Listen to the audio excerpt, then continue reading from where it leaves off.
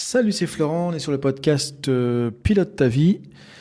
C'est la séquence 29 et aujourd'hui on va continuer sur les peurs, donc le travail sur les peurs qu'on avait commencé avec le podcast 28, dépasser ses peurs.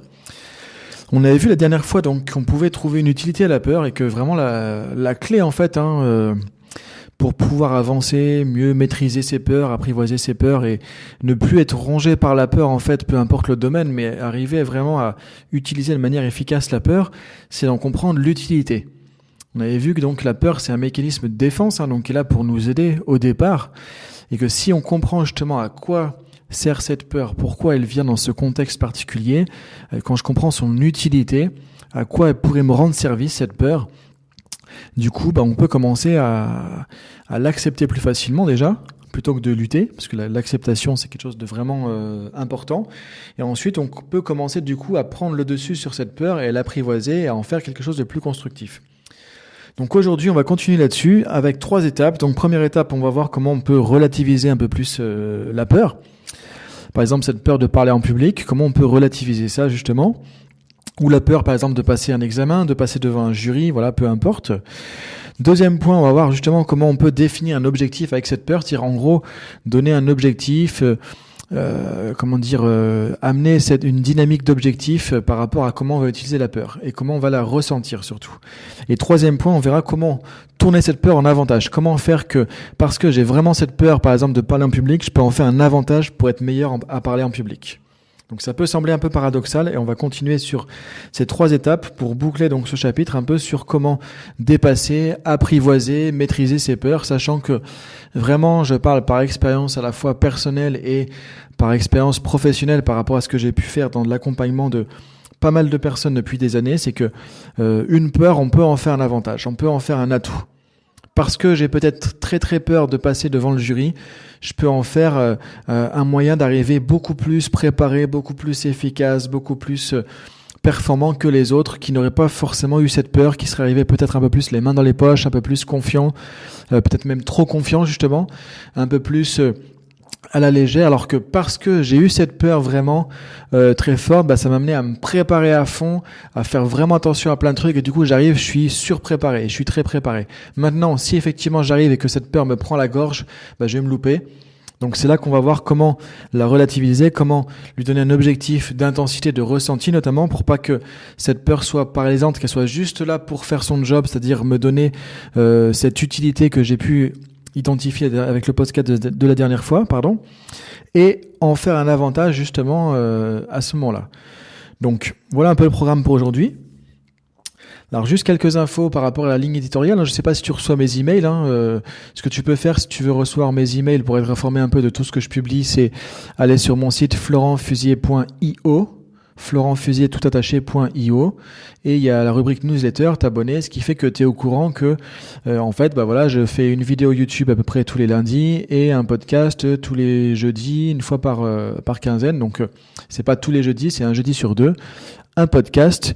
Et il y a pas mal d'autres choses que je fais aussi au fur et à mesure entre Facebook, etc. Donc ce que je t'invite à faire, j'en parle maintenant pendant que j'y pense, c'est donc, si c'est pas le cas, t'inscrire à ma newsletter pour recevoir mes emails ou t'inscrire encore mieux à la chaîne YouTube parce que de toute façon, tout est sur YouTube, que ce soit des vidéos, des podcasts audio, etc. Je remets tout sur YouTube, donc ça peut être le point central aussi. Donc je vais mettre le lien en dessous de ce podcast vers mon site et tu pourras retrouver tout ça. Donc relativiser la peur, première étape pour aujourd'hui, déjà c'est se poser la question. Cette peur de parler en public, cette peur de louper mon examen, au pire qu'est-ce qui se passerait? Cette question-là, je trouve qu'elle est vraiment intéressante, c'est de te dire au pire qu'est-ce qui pourrait se passer véritablement?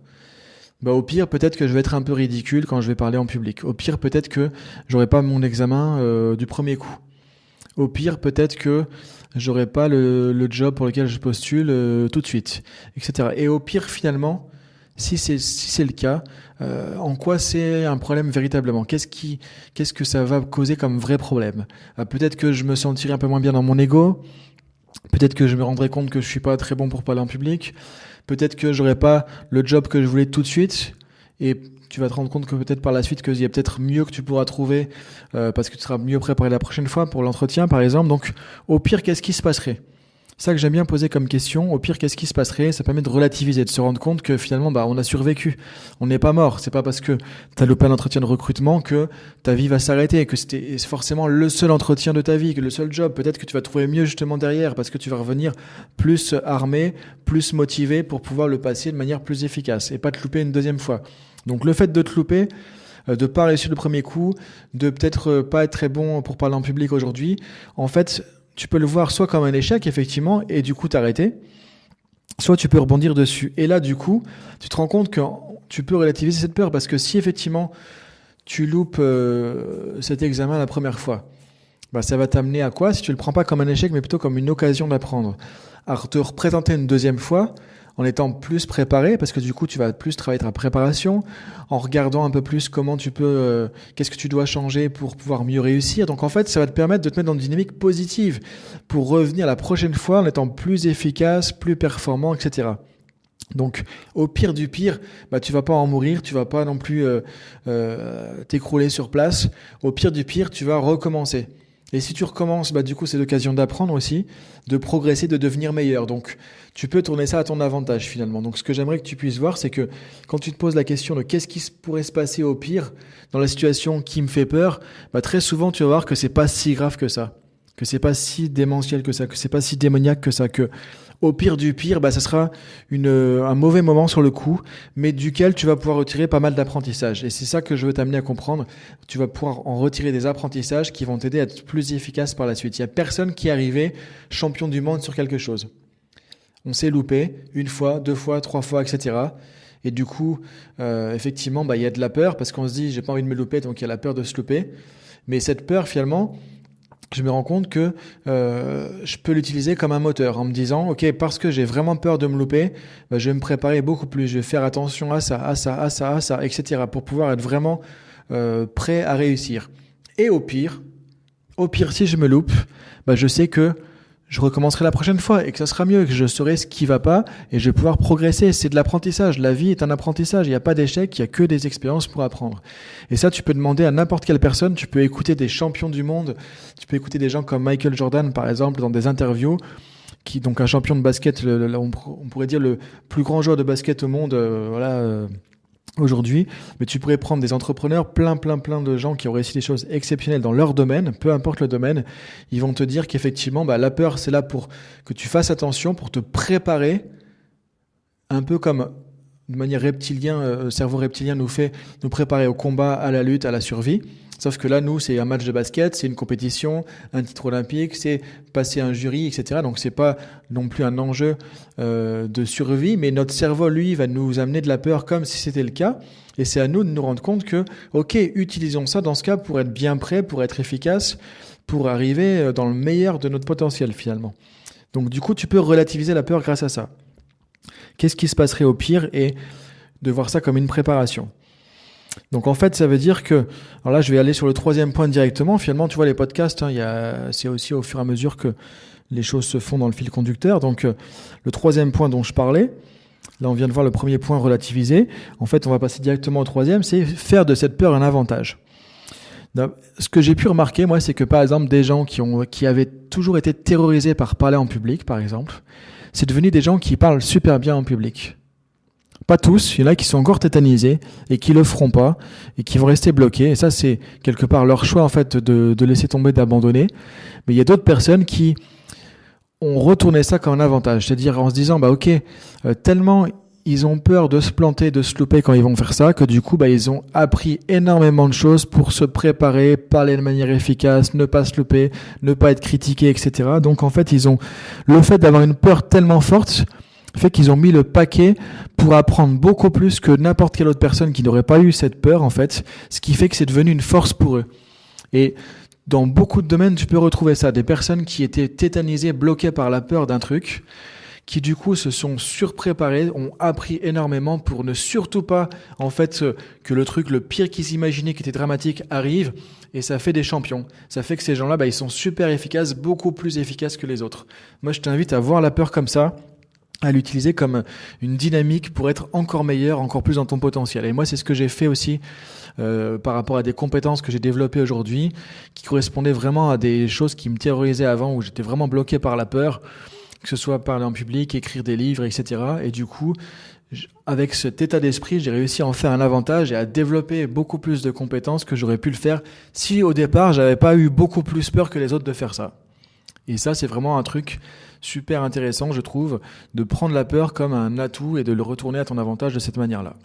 Maintenant, troisième point, en fait, qui était le deuxième que j'avais prévu au départ, mais comme ça, tu vois que quand je fais des podcasts, j'ai pas un truc que j'écris, je suis pas en train de te réciter un truc non plus. Voilà, c'est de la construction comme si on parlait ensemble. Et c'est ça que je veux faire, que ce soit spontané, comme si on était en train de discuter ensemble et que, du coup, je partageais un peu mon expertise, mes connaissances sur quelque chose. Donc, du coup, voilà, c'est spontané, c'est du direct, entre guillemets.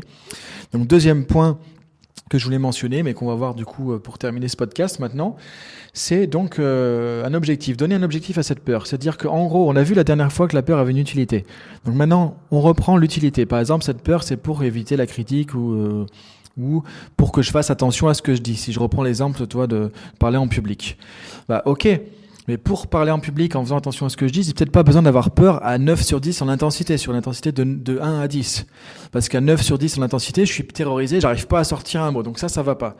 Donc c'est de se poser la question, à quel degré d'intensité serait pertinente cette peur? Tiens, si je la mets à 3 sur 10, j'imagine cette peur serait à 3 sur 10 en intensité.